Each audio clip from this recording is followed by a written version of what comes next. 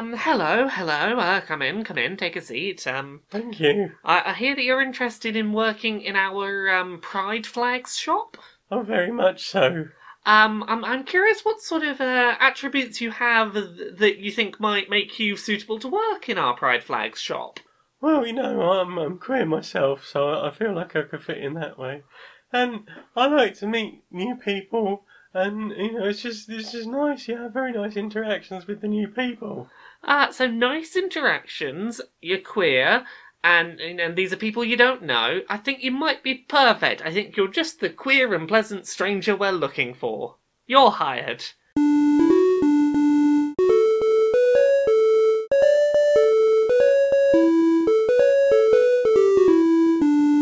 Greetings, strangers, queer and pleasant. I'm not Laura Cake Dale. And I'm not Jane Aerith Magnet, and welcome to another episode of Queer and Pleasant Strangers, that podcast where two queer trans ladies try and make each other giggle, we do some skits, we do some voices, we chat about our weeks, we just have a bit of a natter, bit of a chin wag. How are you doing this week? Oh, it's been a bit hard mental health-wise. It's been a long week, hasn't it? I don't know. I'm just a bit all over the place at the moment. Yeah, Keep taking the happy pills and hope for the best. Keep taking your happiness, it'll be fine. But yeah, it's been a week, hasn't it? It has. How about you? I'm doing alright, actually. I'm glad. Had a lovely weekend. The weekend was busy. I finished the weekend and felt more tired than if I'd been at work, I think. But I got lots of lovely stuff done, saw lots of lovely people, and my work days have been pretty good since I've been back at work. I'm feeling alright. Shall we dive right into the things what are a part of our week? Yes! What have you put your thumbs on and manipulated or done a pointy clicky? All the things I've played. What have you played? What have I played? What have you fiddled with? So main thing I've been playing is I finally started playing that Spider-Man for the PS4. Ah, the Spidered Man. The Spidered Man. That's a really good video game. There's a couple of things I really like about it compared to some of the Spider-Man films that released over the last decade or so. They don't feel the need to reiterate Peter Parker's Spider-Man origin story. So which no one has to shoot Uncle Ben. No one has to shoot Uncle Ben. They go further than even Spider-Man Homecoming was pretty good at that. At just jump in, he's already Spider-Man, no origin story. The new Spider-Man game starts when Peter Parker has been Spider-Man for 8 years, I think. And it's he knows what he's doing. We know who all the heroes are, the villains are. It's all fine. He's already met Mary Jane. He was dating her. They're not together anymore. She knows he's Spider-Man already. It's fine. So he's in his 20s by now, I would guess? Yeah, he's in his mid-20s. Okay. And it really jumps into a story where he's already pretty established. He knows what he's doing. A lot of the base relationships we already see portrayed in a lot of the movies are just taken for granted. It does a really good job of explaining those things as it goes without seeming ham-fisted. And I think the big thing is just it's a really, really, really fun open world to swing around in and play about in. So you would say that you are enjoying the amazing adventures of Mr. Arachnid? I am indeed. There's a few things about it that I really like that I wish more games did. It does that thing that some games do where when you get new cosmetic outfits, they do come with new abilities and things. But once you've let's say here's this punk rock jacket Spider-Man outfit that I think it came with make some hologram fake Spider-Men to distract your enemies. Once you buy it, you buy the outfit and ability together. And then you can just use that ability on any of your outfits. Okay. So it allows you to do the thing of, just because I want to look like this version of the character doesn't mean that I have to not use the cool ability that different outfit had. And you carry that outfit over into your cutscenes. Yes, so you do. If you're wearing a stupid one, you will be wearing a stupid one in the scene. Indeed. But there's some really cool outfits in there. It does a really good job of rewarding you very frequently with, his cool new abilities and upgrades and outfits and stuff as you go. It's just really fun to fly around that world. It feels like they put, infinity money into making this game. Hmm. It's one of those video games I look at and I go, how did you even make this much stuff? How did anyone make this much stuff? Because it's a pretty accurate representation of New York, I understand. Yeah, as I understand it, it's a pretty accurate representation of his fucking his New York. Go. And it's New York 2018, or? They never say a year, but it feels very 2018. Yeah, okay. Or at least near future. Yes, there's some little bits of tech that Spider-Man has that are not things that we have the tech for in reality now, but he's super genius. That's sort of the premise, but everyone's got, like, modern mobile phones, and, like, there's no big technological leaps for the most part. Yeah, no, I've been messing around with that a lot, and it's the latest in a long line of Sony bringing out video games where I'm like, you poured all the money into this and it shows, and it actually worked and turned into a good video game. Yeah, that's good. And is Spider-Man apparently he very much likes beating up drug dealers. Yeah. So here's the thing. I have the same thought with this that I have with, say, Brooklyn Nine-Nine. I know. I love Brooklyn Nine-Nine. I don't necessarily agree with all of the morality of all of the decisions that the person punishing criminals makes. Okay. I might not... Although in 9-9 they are the police. Yeah, well, here's the thing. They're the police versus a vigilante, but, like, I get the thinking of, like, yeah, you have a superhero who has grown up believing, like, these things are bad, and that reflects in the choices of... Most of what he... Like, the big things that are, like, narrative-based are go fight literal person trying to destroy the world, normally.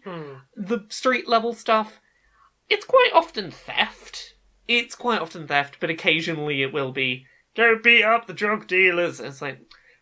there's some complex morality there, but okay, it feels very good to do that in this video game, so... Yeah, these would not necessarily be the choices I would make as a vigilante superhero, but it feels very fun, so I'm not stressing about it too much. And I hear there's stuff with Spider-Man helping set up, like, police spy networks to monitor all the people in areas with the tower, their equivalent radio towers. The thing with the radio towers is basically, once they're set up, it's less that, it's more... It's like, I fixed your radio tower, but also while you're here, I hooked myself into it so I can now hear all of your police broadcasts for that area. But, again, it's a bit Brooklyn Nine-Nine in, I wouldn't necessarily do all of these things myself, but that is the morality of the character set up. None of the big story moments are, no, I morally disagree with this big story choice you've made. And as such, like, I never really stopped to think about what the crimes are. I'm just like, it's quite fun mechanically to beat up these people. Yeah. I guess there is a certain degree of that with any sort of any video game. You're trying to make a game out of it, so obviously you need targets, I guess. Yeah. There's certainly other ways perhaps they could have considered it, but that's what we got. It's one of those, like, if I stop to think about it, yeah, but also I'm not going to not play this very good video game because the person who is like, I'm going to clean up all the crime in the city, includes, say, drug dealers in that. But, yeah, what have you played this week? What have you been playing? Oh, just the classics. This is the bit where you look at what you've played this week. This is where I look at what I played. I started playing Secret of Mana 2. Ooh, how are you getting on with that? I'm enjoying it so far. Whoever translated that has done a very good job. I'm very happy. It's not a particularly janky translation. No, it's fan translation, so it's got some love and effort put into it to make it sensible, rather than, in some cases, we don't really understand one or both languages, so we're going to sort of give you some of that weird janky language that just doesn't read well. Yeah, that's fair. Yeah, they've done a really good job with it. I'm enjoying the story so far. I'm enjoying the characters. It doesn't terribly explain itself terribly well, but maybe it did in the manual, so... Yeah. There's like a lot of different. There's 6 different characters to choose from the start. Oh wow. Depending on which character you pick is what intro you will get, Okay. and then you have your like first sidekick and second sidekick. Okay. So I don't know how that sort of changes the rest of the story, but like as you go on, you'll be introduced to the other characters, and they will play a part in that. So I started with some princess with a spear. Stuff goes down involving her brother and some evil invading forces. It seemed like my entire city was destroyed, and then I got on a boat to the other side of the world, got blown off a bridge, fought some enemy soldiers. I fought my first boss. It's slightly different combat mechanic to the original Secret of Mana. Yeah. In that you don't have that thing where you just hold down the attack button and charge up the line. Oh yeah. You get a little visual cue from your character when it's time to attack again. Okay. And it's like you're back up to that 100%. Yeah. And then you get like a tech bar that builds up, so you can do a cool technique to do slightly more damage. Ooh. Yeah, I'm hyped to see more of that. I'm hyped to hear more about that. What else have you played? I've been doing. I can talk about this now. I've been playing with that the new Nintendo Labo kit, the vehicles kit. Ooh. So yeah, this is a vehicles kit. You make a car and you make some bits of what is it? A flight joystick, and you make a what's the other thing? A submarine. Are you having a look at this car now? I am literally right this second looking at this car and thinking, compared to the previous Labos, like this is a big bit of kit. It's a big, complex thing, isn't it? Considering the box it came out of as well, this is quite a large item. Yeah. So it's got like 2 like indicator like things that sort of like click as you turn them, and they press down. You've got like a pull cord, and that's your like nitrous. You can pop in the end of the key, and that's like your horn. Oh, okay. But that's the key that's inserted in the thing right now. Oh, okay, yep. And then on the other side, there's like a handbrake lever that goes to reverse. Ah, cool. It's quite sturdily built, isn't it? Yeah, it's even got little footrests. Yeah. Some no slip footrests. It's a really nicely built bit of kit, and then you can see there that's the pedal. Yeah. Which is all Very sturdy. It's that bit you push down, not the end. Yeah. But yeah, it's sort of elastic band sprung to come back up after you push it down. Yeah, it's a big old bit of kit compared to the previous ones. Yeah, I think like the previous biggest bits were like the piano and the motorbike that you're looking at up there, and like this is definitely it's about 3 or 4 times the size of the piano. There's a lot more moving parts in this as well. I imagine the inside of that is all fucking stickers. You can maybe see a bit through that indicator hole. You see some of the workings in there? Lots of stickers. Yeah, there's a lot of stuff. Elastic bands and stuff. There's a lot of elastic bands and pulleys and things. It's quite the bit of kit. Indeed. Is that Labo word the right way up? On the steering wheel? Yep. I can't say yep. Okay. But yeah, no, I've been playing around with that. There's more to do in the actual software on this one. Because we played around with the house a bit on the first kit. Yeah. And it was his mini games, and there's not really much to it.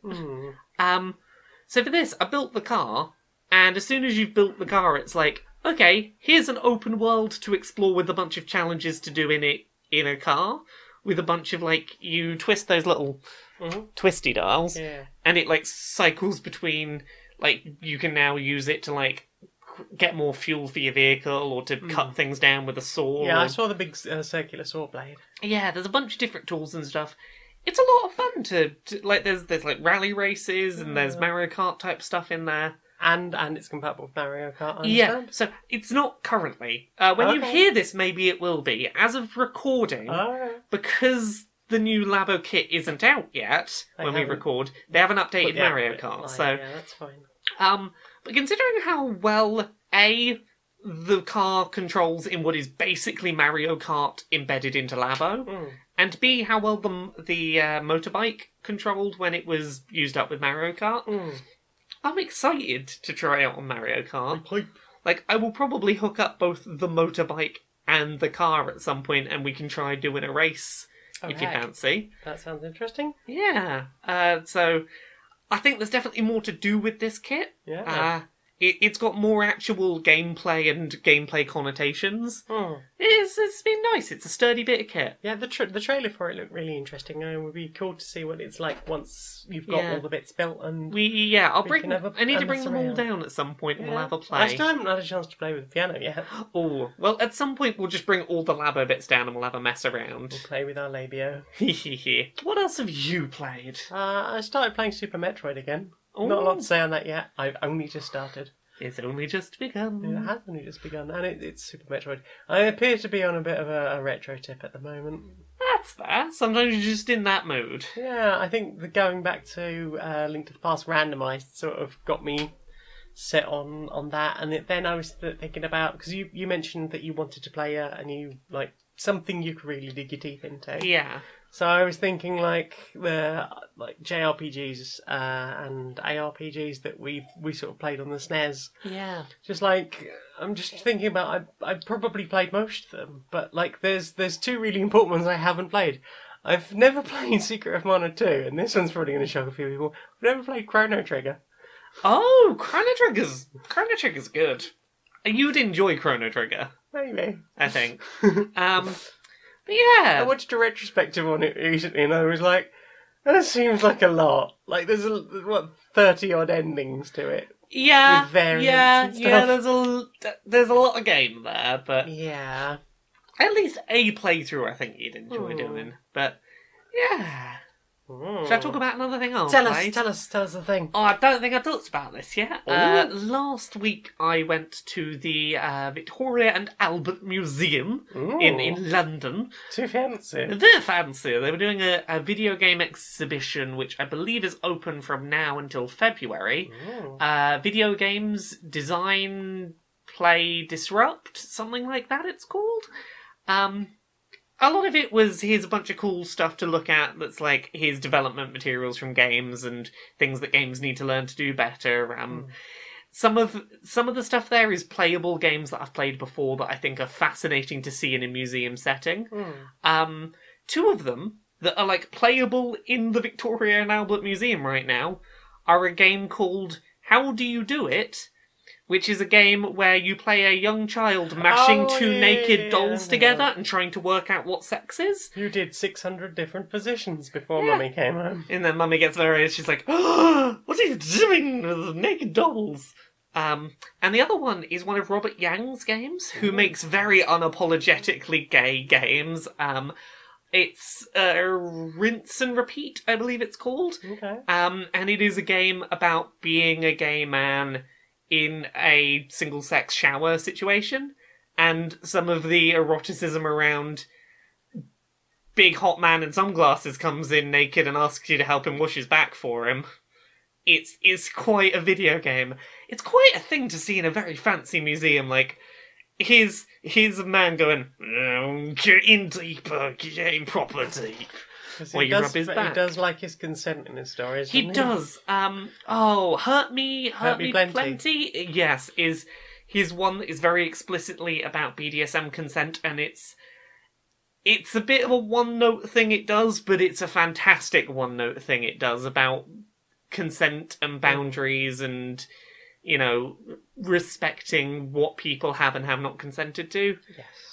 He also makes a very silly game called Drive Shaft, I think it's called, where it's basically gay sex, but instead of like jerking off a dick, you're rubbing your hand up and down a car's the gear lever? I haven't actually played it, but I think I believe it. Yeah, it's a gear lever, and the car it's like instead of moaning, it's the car revving its engines and. It's quite a silly thing. It's a metaphor. It's a metaphor for the joys of gay sex, but it's a car. He makes good games. I enjoy his stuff, so... Well, penis-based gay sex, anyway. Penis-based gay sex, yes. But yeah, it was nice to see those there, but the one I wanted to talk about was an arcade cabinet for a game by Anna Entropy, who some people might know as the person that made Dysphoria. which was like one of the early like Newgrounds Flash games to tackle trans stuff in a It's one game. of the first trans games I played. Yeah. The very first one was yours. Oh, heck! I believe it was the first trans-related game I ever played was Dysphoria. She's got a game in an arcade cabinet there called Queer Love at the End of the World. Oh. And it's a 10-second long text adventure where a big old bomb has gone off. I'm picturing like mushroom cloud coming towards you. Like, you can see the end is coming. You've not got long. And it's two femme-assigned people who are attracted to each other. It's not specified their sexualities specifically, but they are both attracted to each other. And it's basically, here's 10 seconds of text adventure.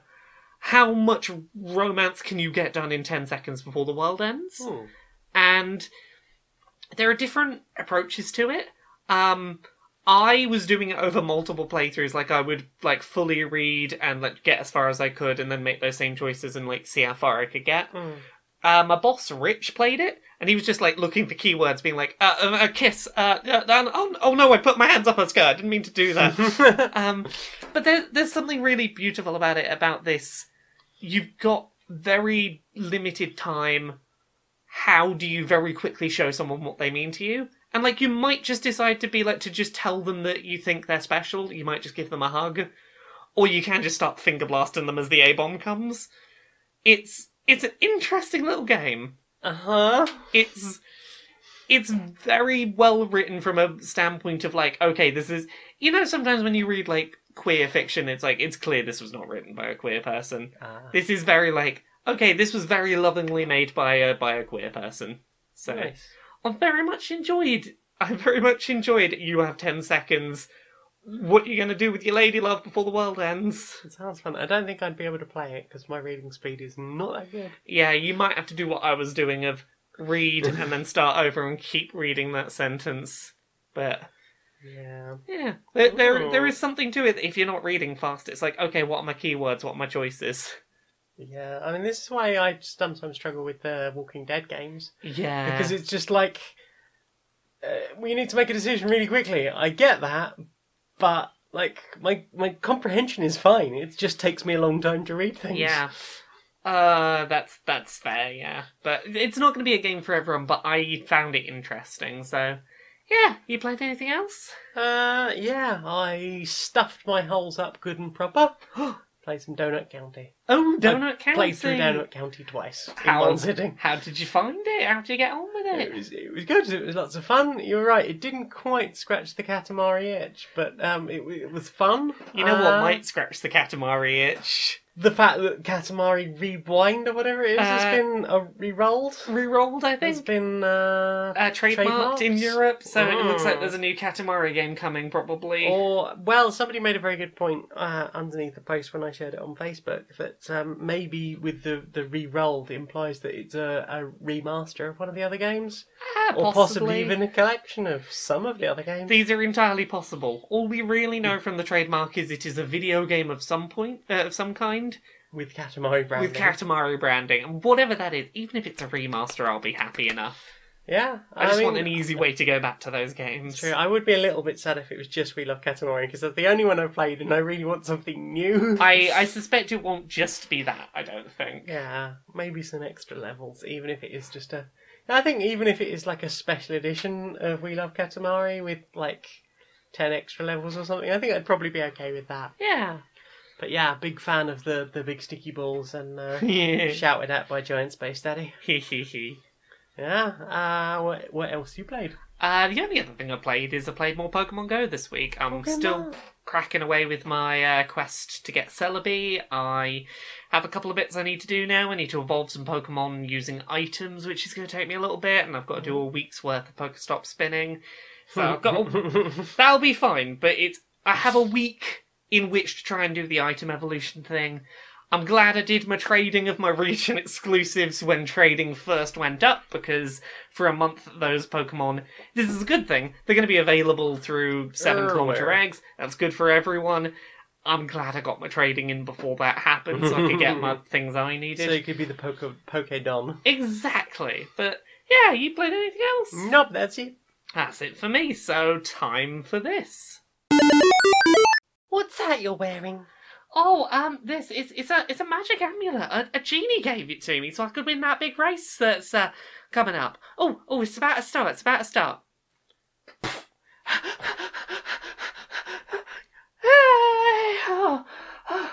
Oh, the amulet fell off during the race, and I still won. Was the magic in me all along? No, it was the amulet. It works from quite a distance. Don't go hogging all the credit for my magic. I worked bloody hard for that. Yay, the magic was in me all along! I'm going to destroy you. As soon as you wish for me to destroy you.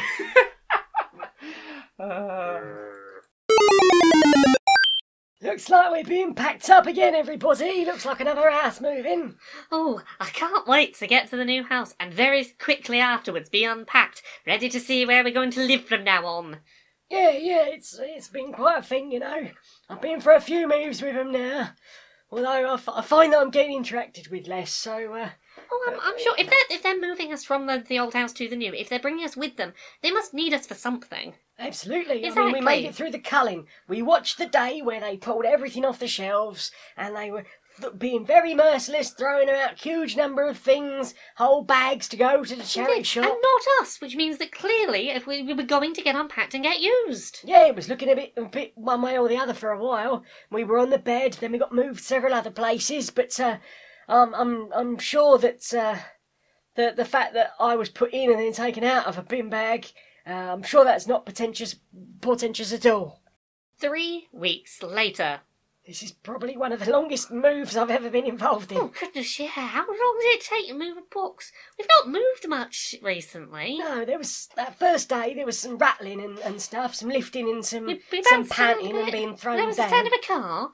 Yeah. But this has been a very quiet bit of the journey. Yeah, I mean, I hear them having dinner sometimes. I'm not sure what's I what's guess it's going just on. fast food in the car, I'd guess. Yeah, or, you know, they've just not got round to unpacking anything. Although they Yeah. have been using cutlery, so they're probably in the house, and you know they had to get the cutlery out from somewhere, which means they have unpacked something. Are we living in box limbo? Are we that box? Not that box. That box. I remember seeing that box at the last place. No, that box what gets moved and never gets opened, where everything is important enough to bring but not important enough to use. No, Lazo! Oh So, what have you put in your eye spaces? The spaces where your eyes are. In the spaces where my eyes are, Yeah. I've been watching a lot this week of a series on YouTube called BuzzFeed Unsolved. Ooh. So this is something that was recommended to me ages ago, and I've only just gotten around to. Shout out to Becky and Makeda for getting me onto this. They're lovely. They're lovely, aren't they? This is basically two people from BuzzFeed, Shane and Ryan, I believe their names are, who do short videos talking about mysterious things, and they fall into basically two categories. Half of them are like, here are real true crime stories that happened that never got solved, and we don't know what went on, so it's like, here was a serial killer, here's what we know, here were the suspects, here's why the suspects seemed likely, and here's why some of them didn't seem likely, and the pros and cons of each theory of what happened. And then half of them are basically, Bigfoot, what's up with that? Is it aliens? What's going on, Bermuda Triangle? Well, we don't know. And I really like the dynamic the two hosts have, in that basically you've got one host who is very into the idea of the paranormal being real and is very easily spooked and will read into anything that happens and goes, it was a ghost, ghost happened. And the very hard to convince skeptic. Okay, so it's like the Parapod then. It's kind of like that. What I would say about these two is that it's very loving. Like, the complete skeptic does not believe a word of what the other one is saying, but he's really open to like, no, I believe that you believe this, and it's totally cool, and we're gonna, I will totally give your thing a chance and see whether this is legit. Like, they have a really nice, supportive, atmosphere between them, even though they clearly are on very differing parts of the supernatural belief spectrum. Yeah, so it's been just really nice to watch. It's very easygoing, nice, gentle viewing. It's all up on YouTube. There's a big playlist of, I think each video is like 15 to 30 minutes, and there's 131 videos. So that'll keep me entertained for a while. Just a little bit. Trying to think, what one was I watching today? I was watching one about the boy in the box, who was a child in the I think it's like the 1920s in America, who they found a 4-year-old child in a box, dead, and there was a big ol' heckin' mystery about where this child had come from, because no one was claiming they had any knowledge of who this child was from photos. There is a theory that someone claimed to have sold their son, and then a competing theory where someone talks about their mother buying a child, and it seems like these two theories might connect. It was a whole weird mystery of just this child that turned up in a box, and someone spent 36 years trying to solve the mystery of who this child was and what had happened. It's all pretty fascinating. Sounds it. What about you? What have you been watching? Well, we'll come back to that in a minute. I'm sorry, what have you been putting in your eyes? Well, I will tell you about the big thing. We'll come to the big thing last. We sat and watched False Teeth from Beyond the Stars. Yes, with Roger Prentice, the apprentice dentist. We started watching this a while ago and came back to it because I'd mentioned Vincent Price for some reason. You mentioned Vincent Price, I can't remember why, but we brought it back to that, and I was like, have you seen False Teeth from Beyond the Stars? And you were like, yes, we watched the first episode. So we went back and watched the other 4 or 5 episodes. How old is this thing now? This is it was on TV when I was teeny tiny, so late 80s maybe? Yeah, and it's part of a larger show, but we watched just the False Teeth from Beyond the Stars. The show was round the bend. Yeah. I believe our mutual friend Jim has mentioned it on Podquisition a few times. Yes. I was never really into that show because I didn't super like toilet humour, and there is quite a lot of it in that show. But the False Teeth from Beyond the Stars is funny. It's about an alien ship that comes to Earth, bearing weird alien dentures, and they manage to somehow empower the Earth's normal dentures to come and visit it in a particular park, and then it's about them planning to take over the world and sort of eating all sorts of things. Meanwhile, an apprentice dentist and his assistant are trying to work with the army on how they will conquer these dreaded false teeth.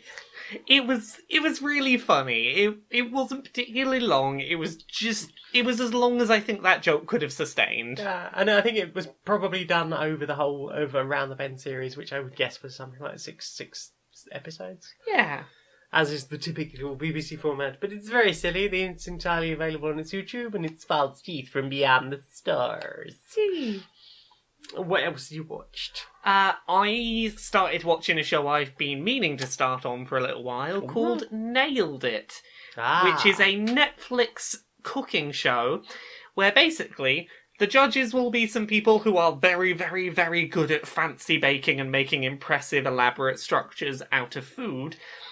And then they would get on 3 people who do not know the first thing about cooking and basically go, here's an iPad with the instructions. Like, you know, most of them are there. You might have to like fill some gaps in yourself, but here's like the basic stuff.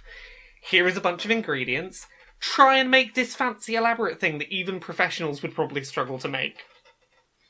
And the whole intention is all the contestants know they are bad, so no one gets upset about messing up. Everyone's like, oh no, I don't know what I'm doing. They try and make the best thing they can. There's a prize for who wins. And it's very good-natured viewing. I was watching an episode where there was a guy called Sal, who clearly knew not the first thing about kitchens ever. He tried to microwave Kit Kats to get melted chocolate to pour into something. Put them on for 3 minutes, the thing starts smoking, smoke goes everywhere. He takes them out, puts a new batch of Kit Kats in the microwave and tries again. I love him. he did not know what he was doing, and I wanted him to win somehow. I was like, I don't know how this would happen, but I want you to win, Sal. Just keep trying. The first round, he didn't even look at the instructions. He was just like, I can work this out. He could not work it out. The second round, he looked at the instructions and admittedly did better. That always helps. Yeah. When people learn to read the instructions. It's a very good-natured show with it's basically like all the contestants know going in that they've they know that they've been brought on because they're crap at baking. Yeah. And it's just a lot of fun watching people go, I don't know what the fuck I'm doing, I'll give it a go. There is nothing to lose, so I'll give it a shot. Mm. So that was a lot of fun. Yes. What else have you been putting in your eyes? I watched Morag Hood read her book I Am Bat on YouTube. I did as well. Ah! So, we both read the book that she reads. Indeed, it's a very sweet children's book. I have a small collection of children's books that I have liked. A lot of them are actually mine from my own youth. Yeah. For the same reason I watch cartoons. Sometimes it's nice to read a nice story that doesn't involve Donald Trump. Indeed, yeah.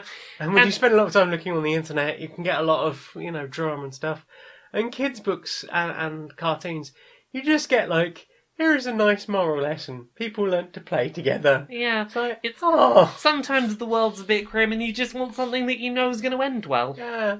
So I Am Bat is about a bat and their cherries. Yeah. Bat likes cherries and will be very upset if anyone steals their cherries. Yeah. And hijinks ensue. And that reading, the reading that the author does is very cute. I think it's always nice when an author reads their own books. There's something about it.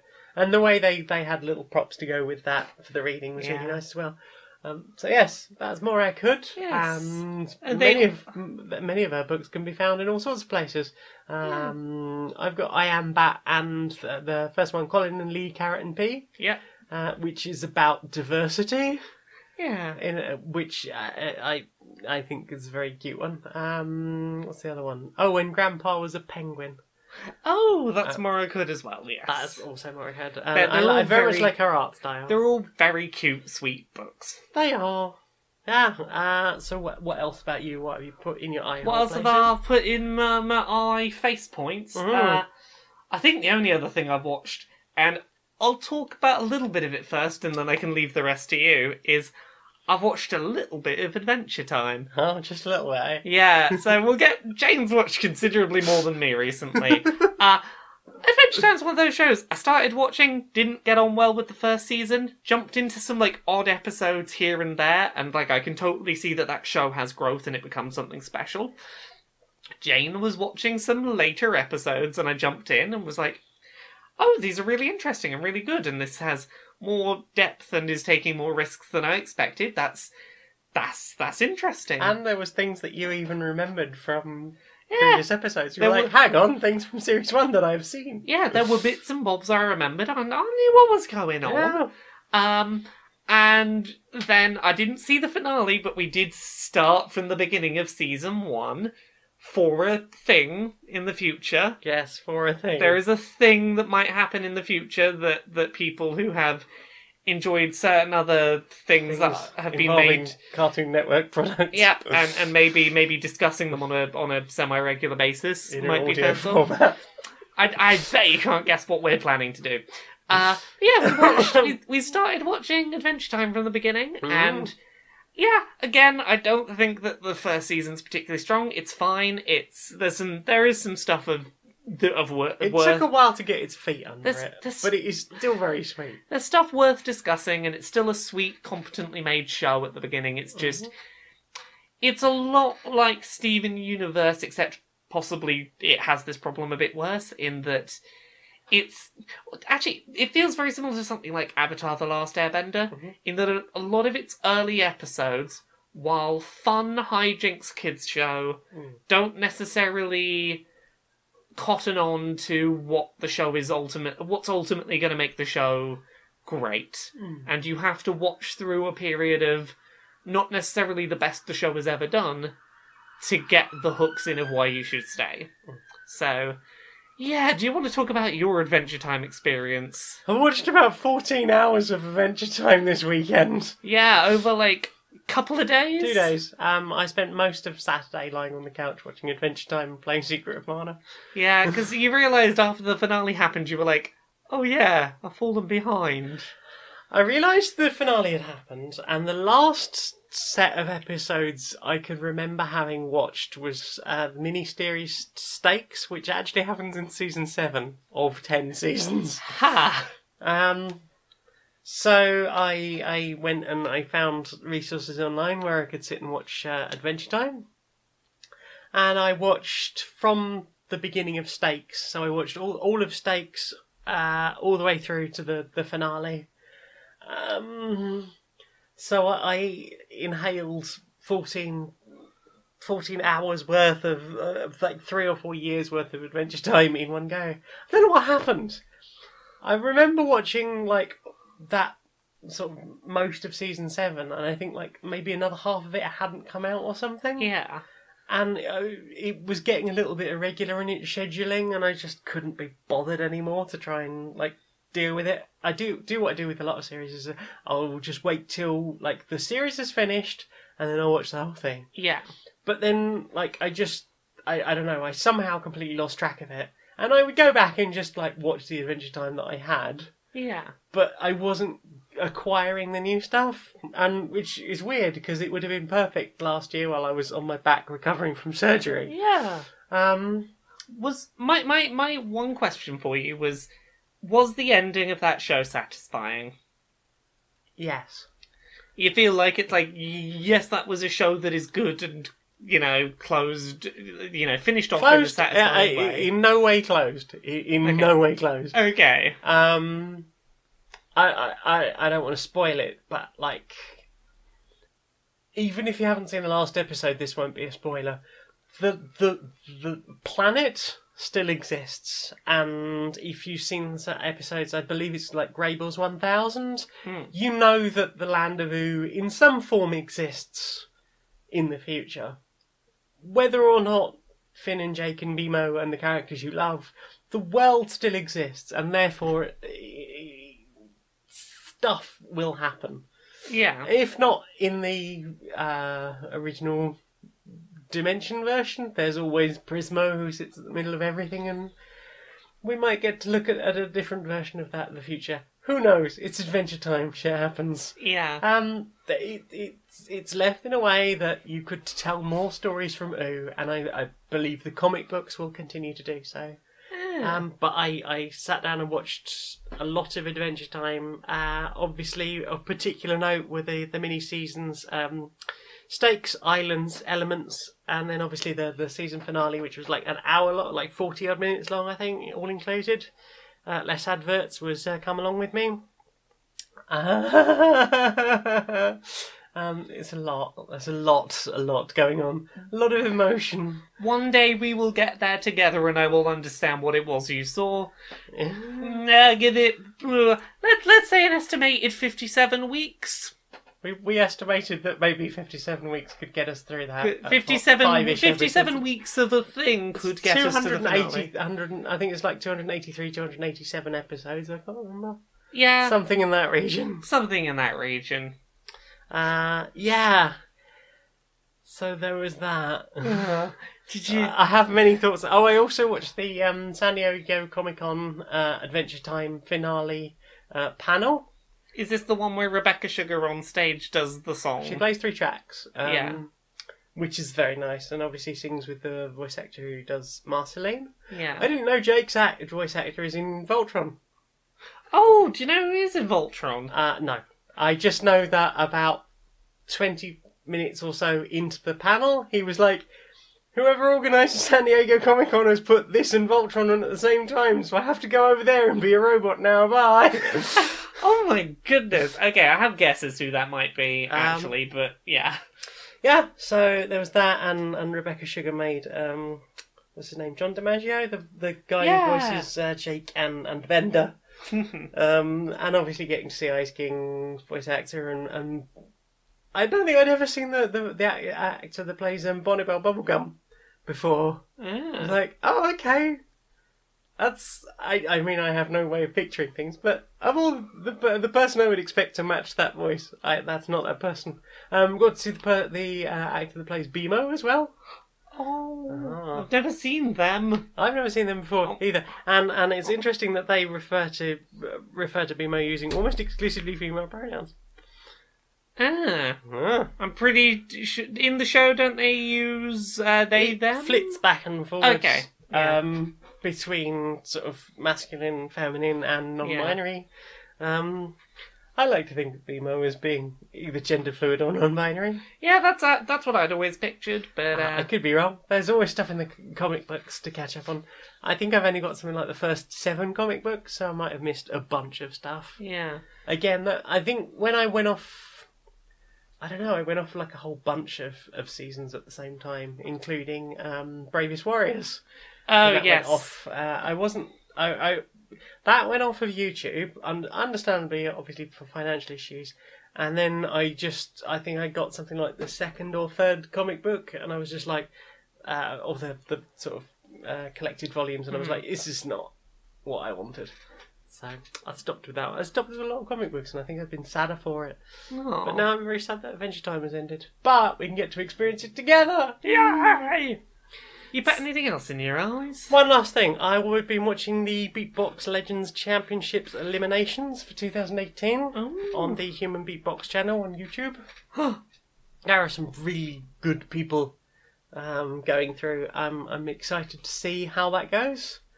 It's still eliminations, so the quality is a bit patchy, but even at its worst, it's still considerably better than anything I can do. So always impressive. I'm impressed with anyone who can master a lip roll. Particularly look out for Mudkip and Misewell. Misewell's got good bass. Nice. Good bass, good wubs. So... Believed to be from Basingstoke.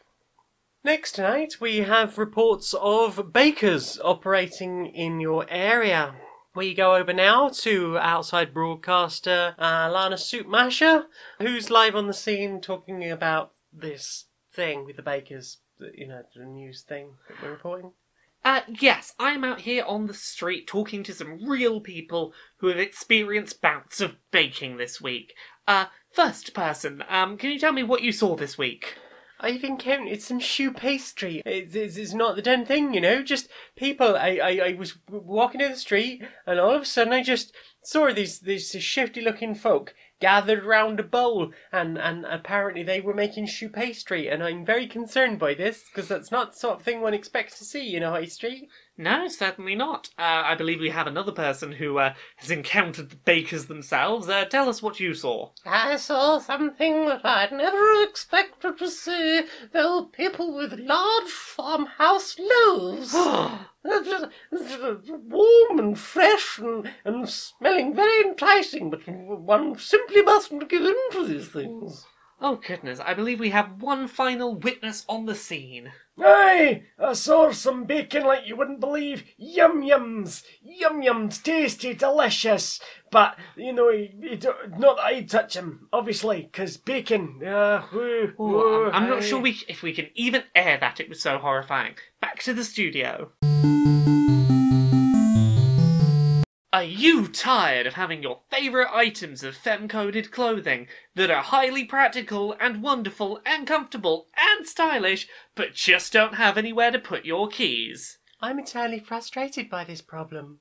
Well, rather than throwing out your clothing for new items or shopping in masculine sections so that you can get pockets, try our new service, Pockets for You. Tell us about Pockets for You. You send us your femme-coded clothing items, we literally cut a small hole, then sew a pocket into the hole, and now your clothing is functional and looks just as good. Now, when you say you put a pocket in it, it's a full-sized pocket that will actually fit something rather than one of those crappy half pockets. We're talking a full pocket. This is not like a tiny pocket that, could fit maybe a coin or... I don't know, a tic-tac. We're talking, you could shove your whole hand in that pocket if you're cold, and your hand will be warm because it's in the pocket. This is amazing technology. Indeed, we literally cut a small hole, use 2 bits of fabric, pocket made. We don't know why material manufacturers and clothing brands aren't doing it themselves. We've only been a business for 3 days. We're already stinking rich. This is just the service I need. So, what have you shoved in your hearing holes? What's been attracted into your brain through vibrations into the headspace? I wasn't sure whether to put this in watched or listened to. I've put it in listened to, but you could just as easily have put it in watched. I went to a live recording of Schmanners, which I think I've talked about on this podcast before. It's one of them McElroy podcasts. It's about etiquette and the rules of politeness. I had a very good time. They did an episode about gin and about the sort of the politeness of the ways around of gin. Fun fact I learnt from that I think is interesting. Do you know why vodka in the UK became more popular as a drink than gin for martinis? Cheaper? No. Smirnoff started so there was a thing for a while that was the 4 martini lunch. It was basically you would go have gin martinis at lunch and then go back to work and work your afternoon. The problem was you could smell gin on someone's breath. Smirnoff started an ad campaign. Get pissed at lunchtime, Basically, in a way that no one can smell. Basically, it was if you make your lunchtime martinis with vodka, your boss won't be able to smell it. Good gravy. That's how vodka became more popular in the UK than gin. Was it became the replacement drink for martinis, which were very popular Let's at the time. not deal with our alcohol problem. Yeah, no. Let's give you alcohol that you can't smell on your breath. So I learnt that. I asked a question about etiquette and it got answered. So this is part of your plan to get on every single McElroy podcast. I'm getting there. I've been on trends like these. I've been on Sawbones. I've had a question answered on the Adventure Zone. I've had a question answered on Schmanners. So that's like 4 that I've weaseled my way into. We need to get you a good Mabimbaum question. Oh, I've got a good Mabimbaum question. I'm just hoping it gets picked up. I Ah. want to get them to tell us. What did Steve do to get his name engraved in the bath plug? What did you do? What did you do, Steve? Yeah. We could just stick it on Yahoo Answers. What did Steve do? Yeah, we have a bath plug that has, what's the phrase written in it? In your face, Steve. In your face, Steve is engraved into the bottom of our bath plug, and we rent. So we have no idea who Steve is, or what he did, or why the bath plug was the correct medium to tell him that in your face. I like to imagine that Steve knows what he did. Yeah, but I don't know what Steve did. But Steve knows what he did. So they did. I'm hoping one day I can get the Mabim lot to answer that, and that'll get me on Mabim. I'm weaseling my way in. I'll get on all these shows eventually. But yeah, so... The unofficial McElroy sister.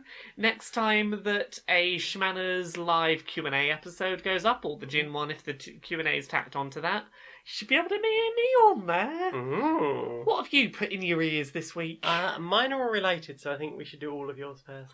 Okay, I'll try and get all mine out the way in a quick go. I started listening to another McElroy podcast that I've not listened to before. Only going to be on that one.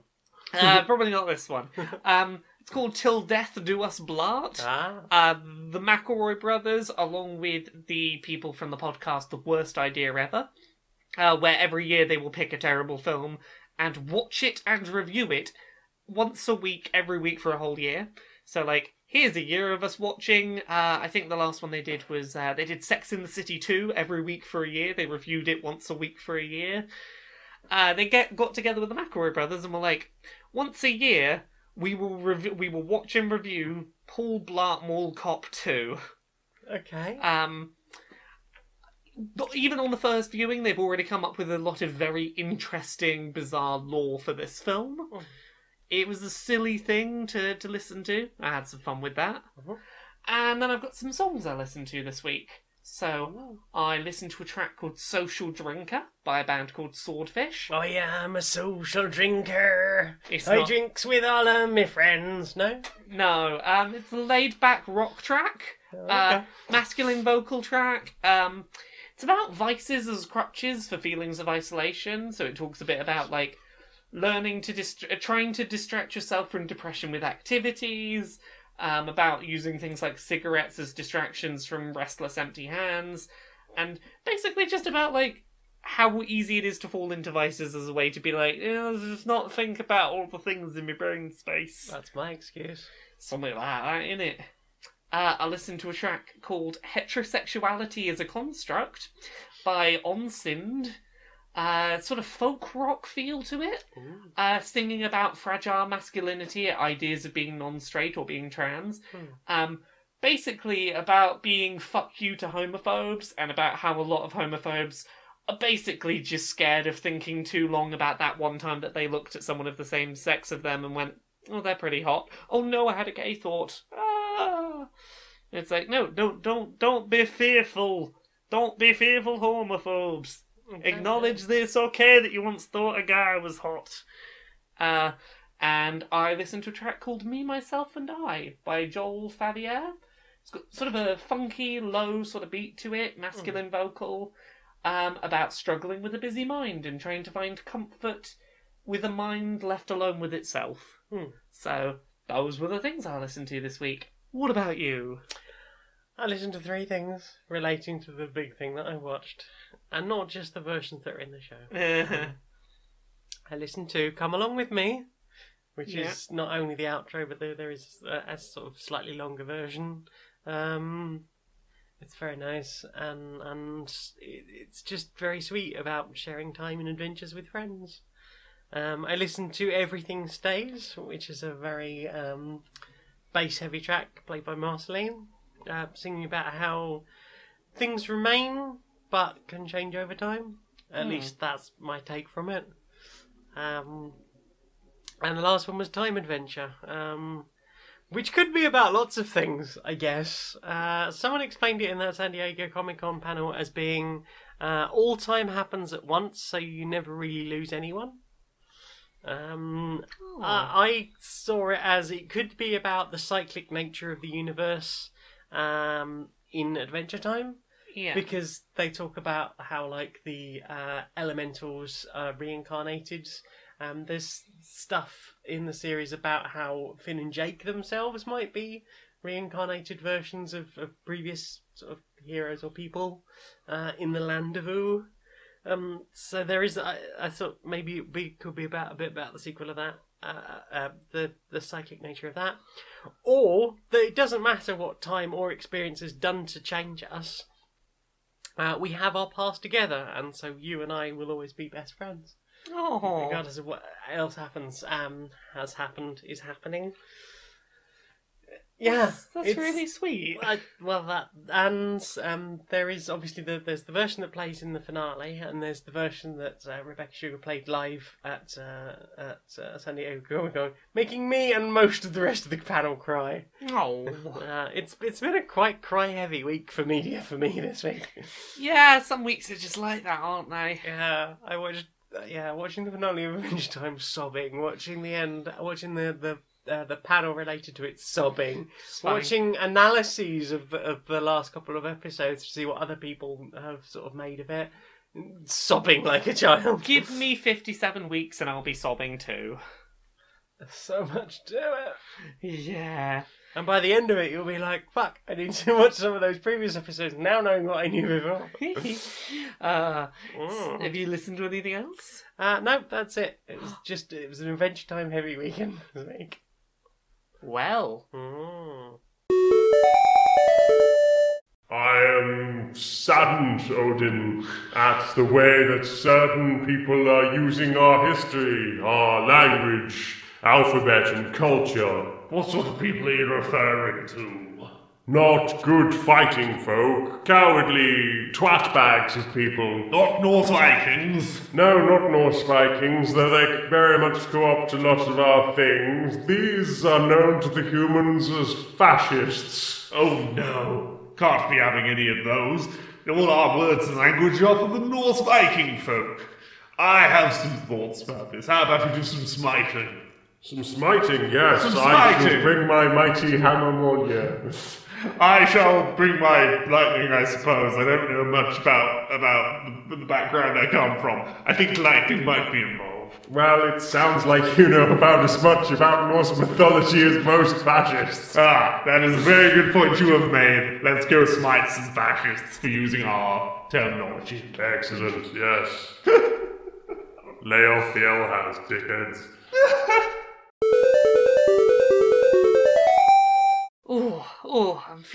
I'm feeling right run down recently. I'm feeling quite ran down myself. I'm running on empty. Oh, sure, yeah. I'm really needing a rest, you know. I just need to recharge a bit, so to speak. It's just been go recently. Yeah, not been a chance to pause, not been a chance to collect myself and just top back up again. Exactly. I feel like life's just been trying to get that last little bit of energy out of me before it let me rest. Life is a rechargeable battery's hard. Sure is. They just take the cover off and roll me up and down. Save themselves having to stick me back in that charger. Hit the back of the remote a few times, get a few more charges out of me. Sometimes it's hard to be a battery, giving all your charge to just one appliance. And if you love it, won't you change the channel? 'Cause after all, we're on HDMI 2 when we want HDMI 4. Stand by your appliance. Question time. It's time for questions. What's the questions? Becky Tootail would like to know, is this where you saw yourself 5 years ago? And where do you see yourself in 5 years? You can tell someone's getting ready for an interview, can't you? Yeah. 5 years ago, could not have seen myself where I am now. 5 years ago, I was still working in a supermarket with no qualifications and no future prospects, and I thought I was going to be working there forever, and I have since got my dream job and done a bunch of things I never thought I could do, and I'm writing a book, and I've moved away from home, and I'm doing a bunch of... My brain does a bunch of things it didn't do before, and I'm a very different person to who I was 5 years ago, and I'm happy that I'm not who I thought I would be 5 years ago. Kind of. I thought I would be post-surgery. I am. Yeah. I did rather think that would solve more of my problems than it has. It solves the one problem that it solves. Yes, the one problem it was designed for. Yeah. Yes, I think generally things are all right in that respect. Didn't really have much hopes for you beyond that. Didn't have any plans beyond that, and I still struggle a little bit to just go, what next? I don't know. Yeah. Maybe be married. By then, to you, Nash. Yay. And I don't know. I don't know beyond that. That's the important thing. Yeah, we'll have adventures. We'll work out what 5 years from now we'll bring together. Yeah, have adventures. That's the most important thing. Yeah. What's the next question? Chrono Hellraiser would like to know, what are some 90s anime titles that you really enjoyed and some that you really don't enjoy? I've not gone back and rewatched it in a long time, but I believe Rurouni Kenshin was a 90s thing. I remember very much enjoying Rurouni Kenshin at the time. But it's been many, many a year since I've seen it. I remember... These are probably not originally released, but it's when I saw them. I remember very much enjoying Sailor Moon, Cardcaptor Sakura. I think Pokemon started in the 90s. What about you? Trying to think. What year did Avatar start? It was in the mid-2000s. I don't know, I didn't watch a lot of anime back then. I guess I'd seen, as far as anime shows, I didn't really watch any. I think I'd seen Akira and Aratsuki Doshi Legend of the Overfiend, but, and I might have seen Bubblegum Crisis and Dominion Take Police stuff. I'm pretty sure I saw Dragon Ball Z in the 90s. I never got into that. I don't know why. Pokemon, I guess? Yeah, that's anime. Pokemon was a 90s anime. I recommend Pokemon. I don't recommend Ratsuki Doshi. Yeah, that's fair. What other questions for you? the question hole. Taylor would like to know favourite and least favourite word. I don't know that I have a favourite or least favourite word I can think of. Have you got words prepared? My favourite word is theodolite. Oh, I just like how it sounds. I quite like the mouthfeel of the word squelch. Ooh. Squelch is a good word. I don't know that I have a word I don't like off the top of my head. I like hemoglobin. Hemoglobin. Oh, hemoglobin's a good one. Hemoglobin, theodolite, telescope. Words I don't like. Nazi, fascist, Trump. I don't like those things, but I like that. I don't like those words because I have mental associations with them that I find quite upsetting. That's fair. Yeah, I don't like slurs. They're not good words. Don't like slurs. What's a big fan of any of the slurs. Yeah. What's the next question? Matthew Hudson would like to know. We've already done what superhero powers we've done in a previous episode. So, what would be your superhero name and team name? Superhero name. I'm gonna go with my derby name, Blue Bomber. I'd be the Janiac. What's our team name? The Queer and Pleasant Strangers, yeah, of course. Okay, next question. Joseph Adams would like to know, can I have a cookie?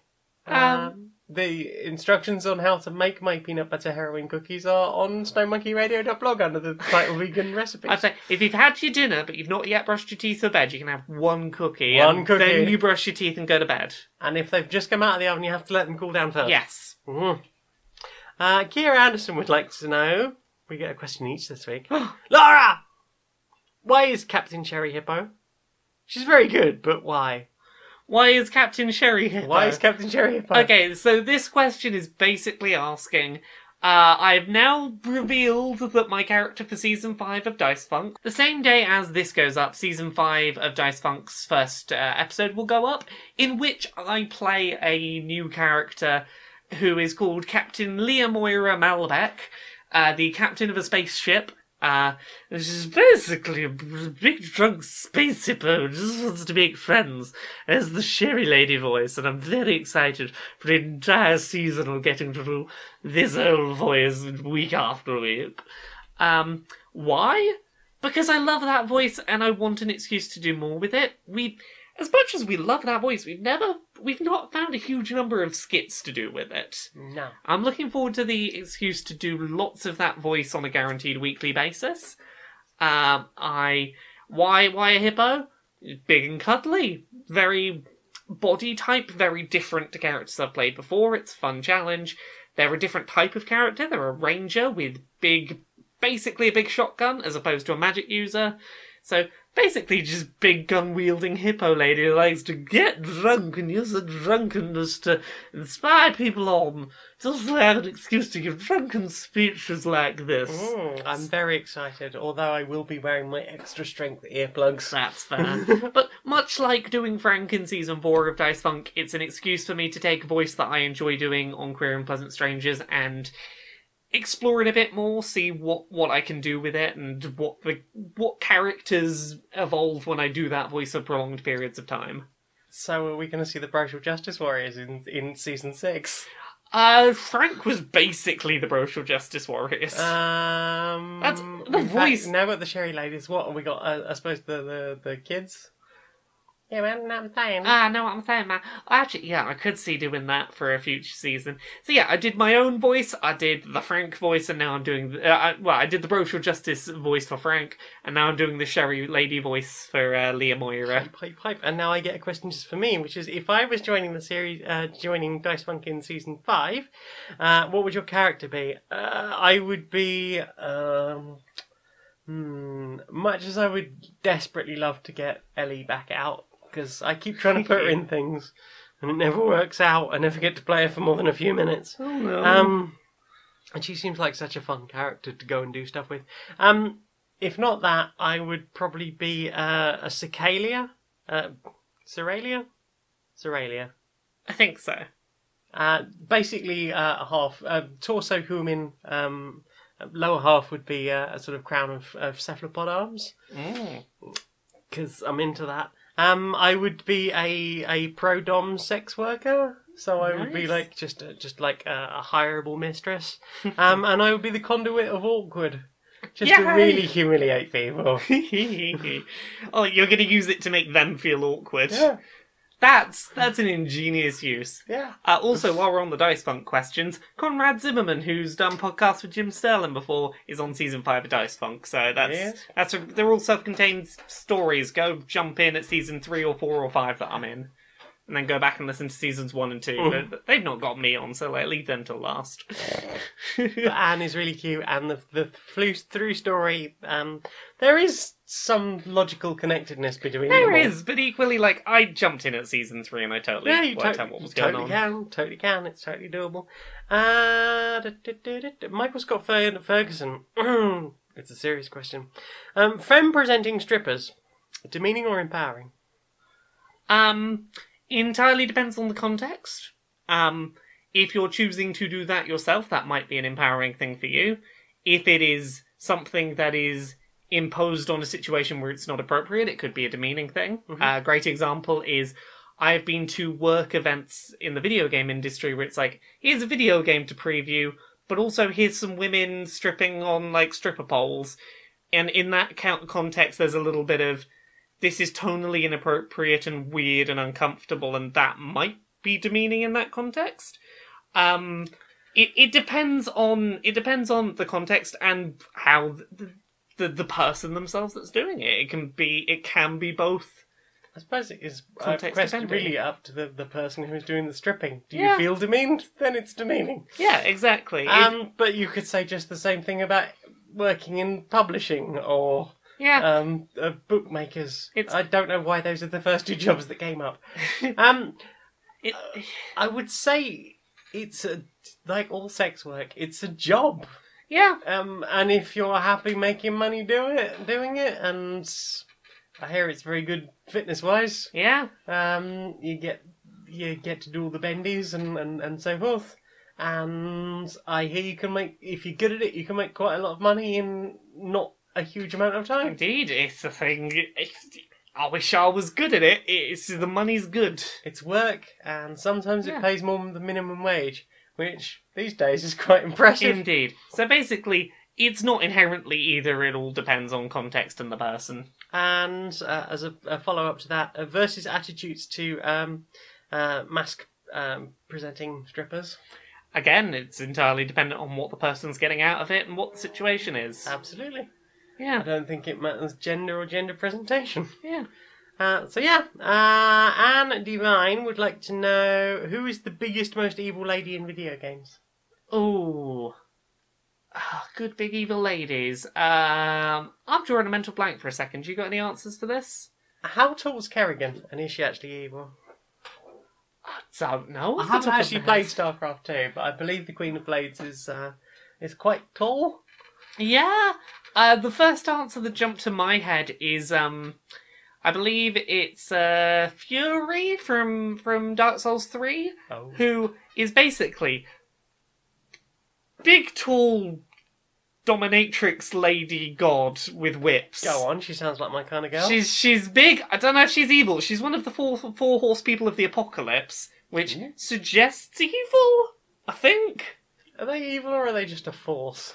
I think they're maybe just a force. She was what came to mind when I was thinking big evil ladies in games. I was like, she's big and empowered, big and empowered, big and empowered lady. Main Jeris Agnet. My parody account. Your parody account is asking you questions. Yes. How do you suggest getting to the moon? My mouth wrote a check that my ass can't cash, and I now definitely think that the power of love has been misrepresented in the media. So this is because the parody accounts of me and of you agreed to get married on the moon, so that Maine could say that Dora's butt was out of this world. Here's what I would say: have a reasonable conversation with the one that you love, and let them know, hey, I'm really sorry. I thought this was a romantic gesture, but it's not going to work out in practice. I hope you understand. And if they're the right one for you, they'll understand. How are you going to get a moon? Maine to Jane, or Jane to Maine, rather. My answer would be you get yourself down to a gravel quarry, and you put a fake American flag, probably made out of some kind of plastic, so that it doesn't move in the wind. And you dress up in a spacesuit, and you just make it space. Because that's the kind of dumb shit I would do.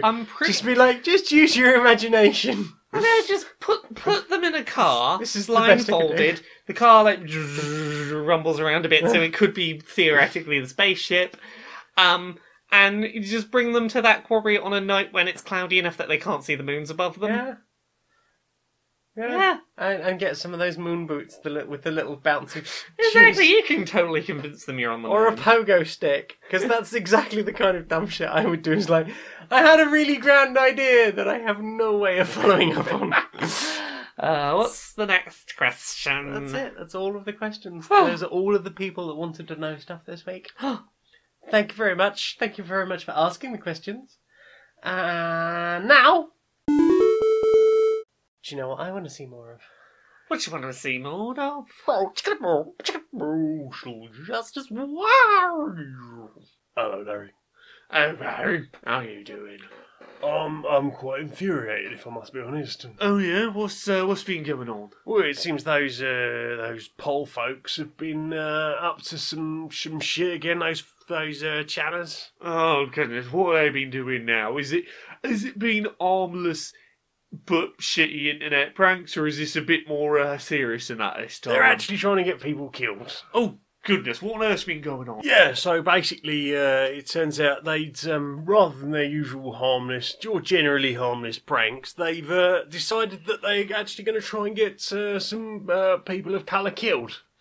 Oh goodness, how are they doing that? Well, they've been printing up these fake coupon codes, offering fake coupon codes for people of colour, affected by the recent bullshit.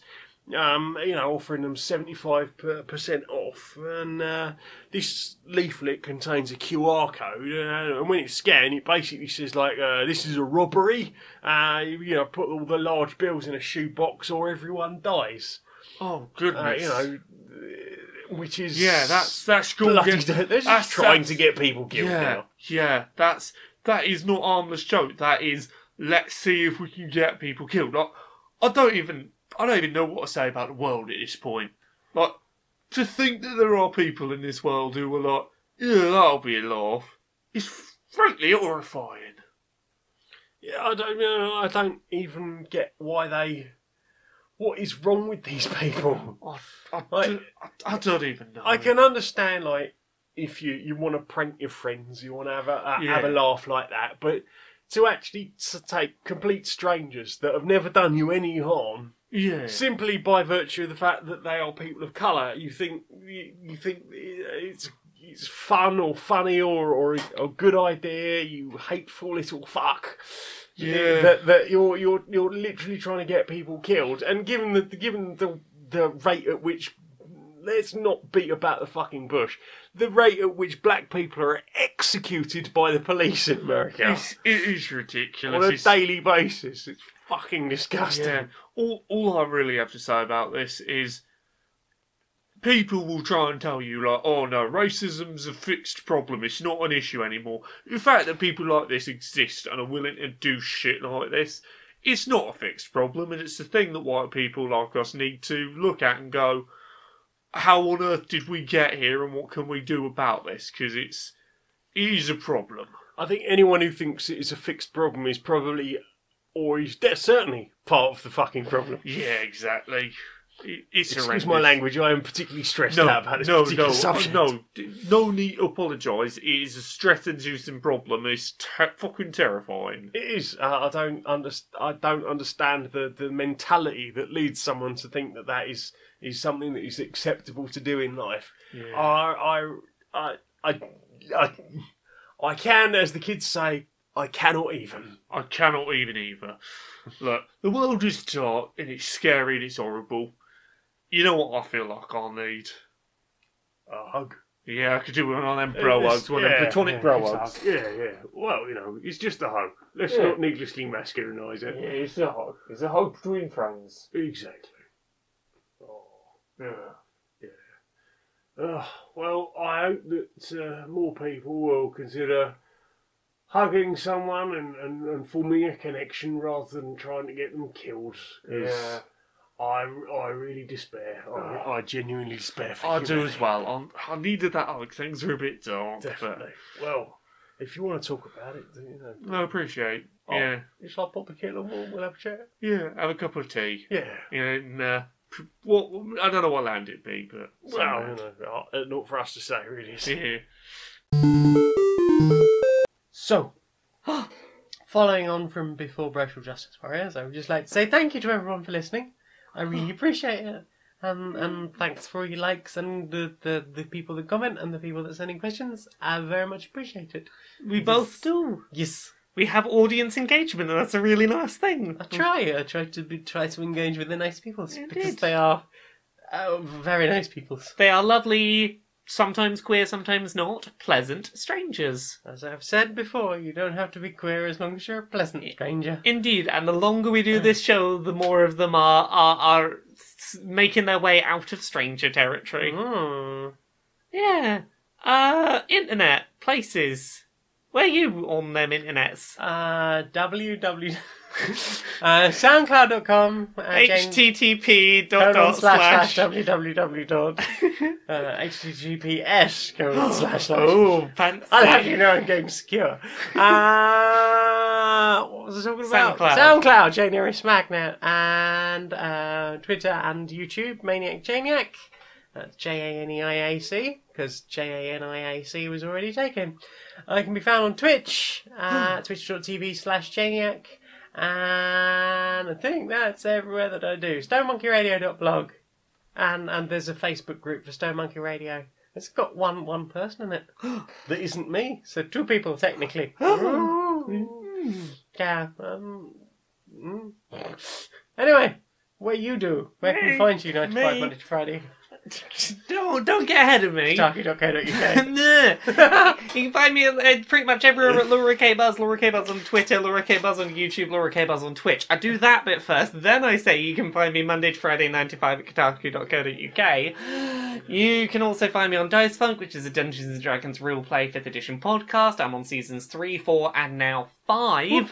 They're all self-contained stories, so you can jump in with any one of them. If you jump in at season 3, I turn up like 9 episodes in, so don't worry if I'm not there when you start. You can find me in a memoir that I am writing that's releasing on July 18th. Put it in your calendars. Pardon? Put it in your calendars. Put it in your calendars, July 18th. At some point soon, I'm having meetings about, hopefully, audiobooks. I'm having meetings about other countries. I'm having meetings about all those bits what you've been asking. At some point in the next couple of weeks, you will probably hear some information about the Butt Book. Yeah, I think that's everywhere. I think I got it all. I think you did. Until next time, be a stranger.